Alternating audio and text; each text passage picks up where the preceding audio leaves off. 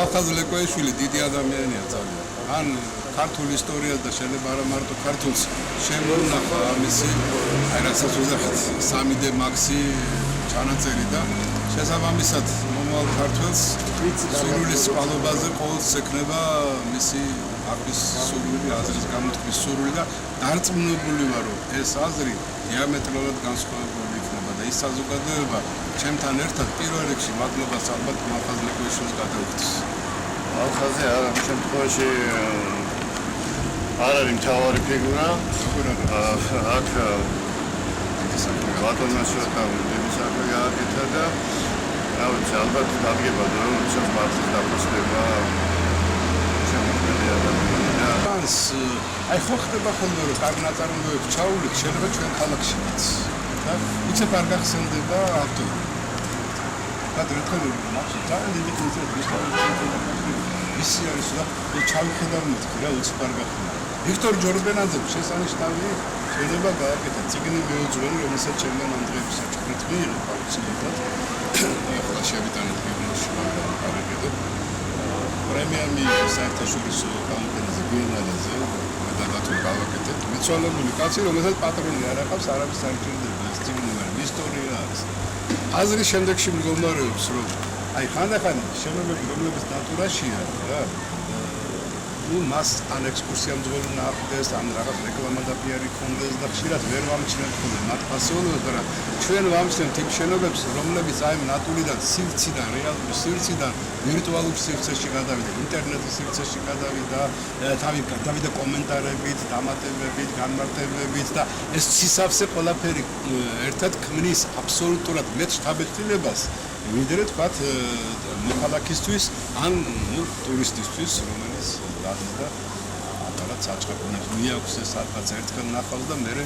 მიაგდეს. მე მგონია რომ ამის ისტორია არ თავდება, ამის ისტორია ახლა იწყება.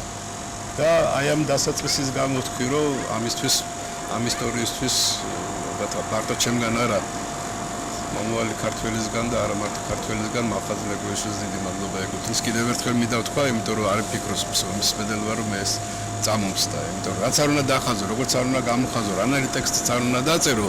მეორე როცა აი ამ ტექსტთან ერთად წარმოვიდგინოთ ჩვენ ერთი 10-15 წუთიანი პატარა ფილმი, ეს ყველაფერი ტრიალებს, ან და მაკეტიც გაკეთა ხელშესახებად დგას ეს ტექსტი და ისტორია ხანს კომენტარის გარეშე, დამნაშავის ძიების გარეშე, თვითონ მაყურებლის და მსმენელის ცნობიერებაში ჩნდება ეს ინტერპრეტაციები, როგორც ახლა მარიტა გაიხსენა შემდეგ. თუ დაწყულდა აი ასეთ ხელყოფასთან, სილამაზის ასეთ ხელყოფებთან, უნებრივია რაღაცნაირად იმუშავებს.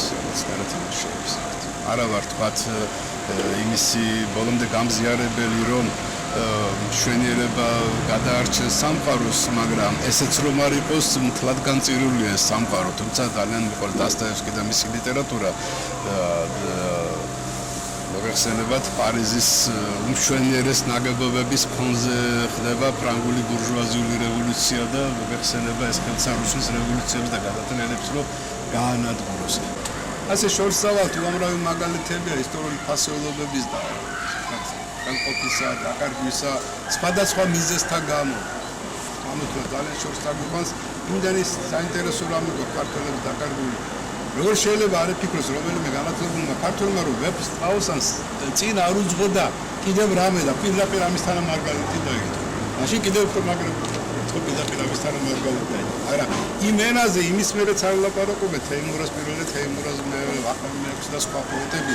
დღეს რაღაცნაირად არის აი ერთადერთობა რომელიც შემოვიდა. ძალიან გვიან 8 საუკუნის შემდეგ ხდება მასზე რეფლექსია. მე მგონი საკითხი დღესაც არ არის ბოლომდე ისევ მეგობრობა და სიყვარულს ეძებენ. მე პირადად მგონია რომ ეს არის ქართული ბიბლია, შესაქმნისეული მოდელი. ამ შესაქმნისეული მოდელი თუ ბიბლიაში იწყება იქმენი ნათელი აქ ესე ვთქვათ ეს არის ფინალური სცენაში. ზანი ნახეს გარდასრული გავიდეს და აბზურს პრელცა ნახეს მზისას შესაყრელად გამოეშვა მთვარე გველსა როგორია ნელი და ნათლის გამოწიაღება იგივე არის შესაქმნისო ქართულად ნათქვამი და არა თარგმნილი და შედანტებს აქვს დიდი შანსი ამით განვივრებული ვარ რაღაც ყველანაირად დაანახო სამყარო და ფასეულობები შეუქმნა ნამდვილად ღირებული ფასეულობები. ქართულ ლიტერატურასთან ერთად უნდა დაანახო ისე შეუძლებელია. გალაქტიონთან ერთად თუ არ დაანახე, ვებსტრაუსთან ერთად, ვაჟა-ფშაველასთან ერთად თუ არ დაანახე ბუნების სიყვარული და კულტურული ბუნების სიყვარული ძალიან ძნელი, ესენი ცალ-ცალკე არ არსებობენ. სტუდენტებისგან მაქვს, ასე ვთქვათ,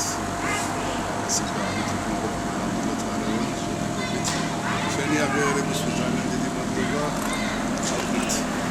მეც არ ვებუები, ვიბრძვი, როგორც შემიძლია და უფრო მეტიც იმ გულგრილი ადამიანების მიმართ გურანში თუ ღვიძლში მონია რომ რაღაც ვიადაურით ხელშებეჭილი ვარ და მას ვერ ვიღებ. მართლაც ვერ ვიღებ, ვერ მივაწმინდა. ორმა გაზეთმა პატარა ინფორმაცია გამოაქვეყნა და აზიატური სამთექნიკაცი მეცეც არ ვარ, მაგრამ მე მეგონა რაღაცნაირად იქნებოდა საზოგადოებრივი მხარდაჭერა. მაგრამ ერთი არის ამაში რომ წას ზიხარ, მაშინ მისაბაძი მაგალითი გაქვს რომ ლამის რო არ შეეწიროს ერთი უყურეთ ძაღლსაო საუბრობა და ხელფერდა ძაღლ იყოს თქვენი მკვდრისა და უპასუხები და გამოიძახებს ვიადაური არა ვარ, მაგრამ მართლა ძაღლ იყოს იმის მკვდრისა და ვისაც სილამაზის შეგრძნება არ აქვს და შეუძლია ერთი კელის მოქმედებით ხელყოს და გააკეთოს. ჩვენ ჯერ კიდევ სილამაზის ნაწილი შენარჩუნებული გვაქვს. თანაც სილამაზაზე არა ეს ლაპარაკია რაღაცა არტეფაქტზე, რომელიც ადამიანმა, ჩვეულებრივმა, არა ლაპარაკი საერთაშორისო პრემიების ლაურეატმა ამან გააკეთა და ელემენტარულად ჰუმანიტარული დამოკიდებულება არ არსებობს, თუნდაც ჯანსაღი შენობის მიმართ, რომლის ადაპტაცია შეიძლებოდა. ეგ არის მთავარი სხვა ფუნქციისთვის გამოყენება. ამისათვის მათ ხო პიარი გამოიყენეს, რომ პოეზიის სასახლის მაგრად რესტორანი ბეჭდეს და ბეჭდეს პიარის ნაწილია, ხო? რომ ვითომ ავარიულია ბეჭდეს. ამიტომ ყველანაირად ჯანსაღი შენობა, ახლა გაშენებული შენობა, რომელიც არის უბრალოდ შენობა ის რაც არის, ის ჯერჯერობით არც რესტორანია და არც პოეზიის სასახლე არა, ეს ფუნქციებია, ისი გამოყენება შეიძლება და ნებისმიერი ფუნქციისთვის, რომელსაც ახალი დანაყოფით ჩავთვალა. ესეც მაშინა ჩავთვალეთ, ეს არის პირველი პრეცედენტი, რომელიც საფუძველს დაუდებს ამ უბანში რა, მაღლების სახლების მშენებლობას. ეს არის პირველად ნათქვამი სიტყვა ამ მიმართულებით, ერთმა აქნას ასე იქნოს, არავის წინასწარ მეტყველი, მაგრამ წინამძღოლ მეტყველება ამას არ ჭირდება. ამ პრეცედენტის შექმნა ჭირდება დღეს დავითაშვილის ბოლო აღმართი და ამაღლების ქუჩა ქნა, ხო? აი ეს სიმბოლური წარი არა, ამაღლების ქუჩა, ამაღლებით დამთავრებული კი არა, საცხოვრებელი სახლებით, სადაც გასაგებია აივნებზე რა გადმოიფინება ხოლმე, სამიცხო. აი ქვედა სახლი, დიდი სახლი რო არის, აი ამას შეუერთდება ამ ხელა 8-9 სართულიანი სახლები.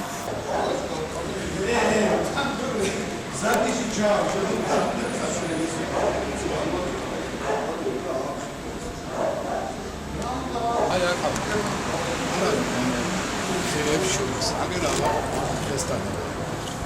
თუ ესე მოგაგონებენ იმ ხეებს შორეული ასოციაციით და გეკითხება უფალის შოთა სადახარ თუ ალხას სადახარ და საერთოდ ადამიანო სადახარ, პასუხი არ დააყონებს, აქავარ და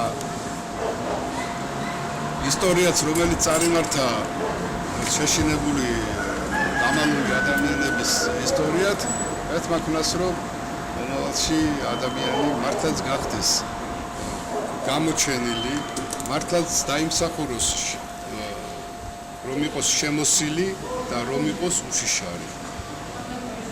და კიდევ ხელახლა არ ეთქოდეს მას შიშველ ვარ უფალო, ან შემეშინდა და დავიმალე, ან და